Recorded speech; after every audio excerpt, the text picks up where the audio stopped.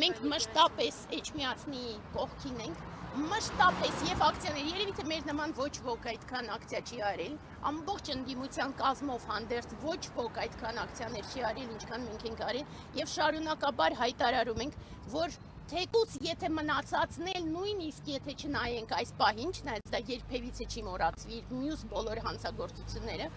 ապա միայն նույնիսկ հայ առաքելական եկեղեցու դեմ իր բոլոր քայլերի համար ինքը այլևս պետք է նզովվեր եւ պետք է դուրս նետվեր հայ ազգից եւ արգելվեր հայ ազգի պատկանելիության իրավունքը։ Ձեր կողքին ովքեր են բացի այս 4-5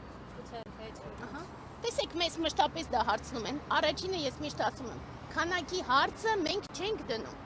երբևիցե մենք չենք դիմել համայն հայ հասարակությանը, որպեսզի գան դուրս, ակցիաներ անեն, պայքար, փողոց հանվի եւ այլն,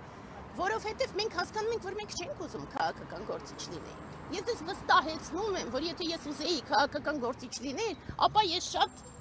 մեծ հաջողություններ կունենայի։ Ես դրանում չեմ կասկածում եւ դրանում չի կասկածում հայ հասարակության զգալի մասը։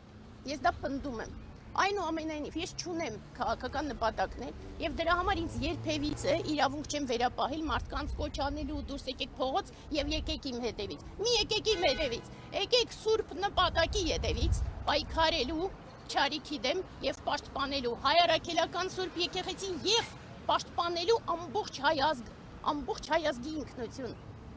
Եթե ձեզ համար դատապարտելի է այն, որ 2018 թվականին այս իշխանությունը դագաղներով էր գալիս, դագաղներով ակցիաներ էր անում, ծաղկեպսակներով ակցիաներ էր անում, հիմա դուք ինչու նրանց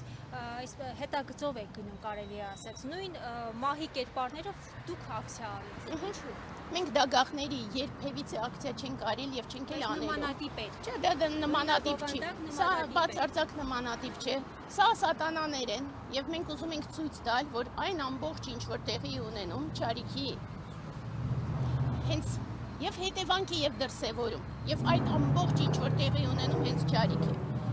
Ինչ վերաբերում է ազգային ժողովին, ապա մենք հաշվարկել ենք ոնց անենք, որ այստեղ երեխաներ չլինեն, որպեսզի երեխաները չվախենան, բայց ես ձեզ նորից կրկնում եմ, ես ունեմ փոքր երեխա եւ իմ փոքր երեխան անընդմեջ ինձ ասում է, ինչու ես պիտի ապրեմ Հայաստանում, որում բոլորը պարտված են, դուք ինձ դա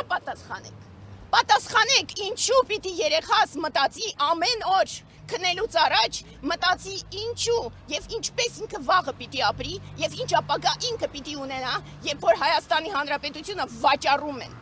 երբ որ վաճառում են ջերմուկի տարածքները, Սյունիքի տարածքները, մնացած ամբողջը, սա է հարցը, որ մենք պիտի տանք։ Ես հենց իմ երեխայի համար, ոչ թե վախենալու, որ սատանայի կերպարները նստած են ազգային ժողովում եւ կառավարության շենքի մոտ, այնքան, որ նույնիսկ մենք ակցիա չենք ուզում անենք կառավարության շենքի մոտ, որտեղ էներգիաները կառավարության շենքի մոտ այդպիսին են, որ եթե դուք ուշադիր նայեք, մարդիկ նույնիսկ վերջի շրջանում հայերը չեն գնում Հայաստանի Հանրապետության հրապարակ, շատ ավելի շատ հնդիկ, պարսիկ եւ հենց առաջին հերթին ադրբեջանցի կտեսնես Հայաստանի Հանրապետության հրապարակում, քան հայ։